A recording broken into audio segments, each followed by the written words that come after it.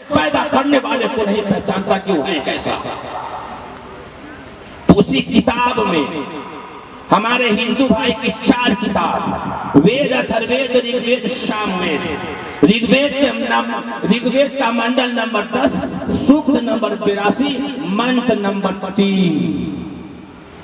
ऋग्वेद मंडल number 10, सूक्त number 82, मंत्र number 3 में लिखा, यो नः पिता जनेता यो विधाता धामानि वेद भुवनानि विश्वा यो देवानामनामधा एक एव तम संपरशनम भुवनायन्ते अनिया।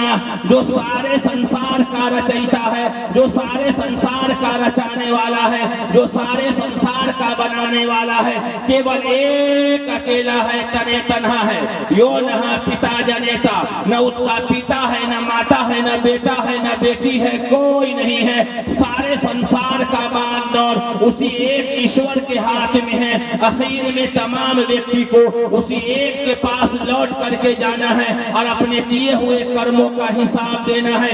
ये बातें हमारे हिंदू भाई की धर्म ग्रंथ में लिखी है। क्या ये बातें कुरान में भी लिखी है? हाँ, ये बातें कुरान में भी लिखी है। भाई कुल अल्लाह अहद कितने आदमी को याद है? हाथ उठाइए तो।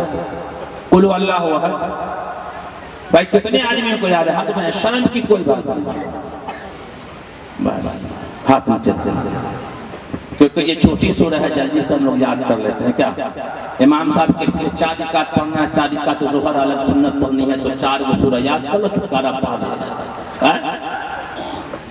इस कुरान में भी अल्लाह ने अपना तारुफ कराया।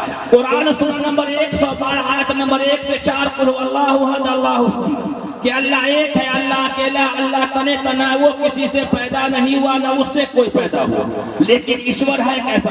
तो श्री कृष्ण जी ने गीता में कहा, गीता के अध्याय 16 श्लोक 23, यह शास्त्र वेदी मुत्सिरिजिया वर्तते कामकारतः न सिद्धिमवापनोति न सुखम न पराम गति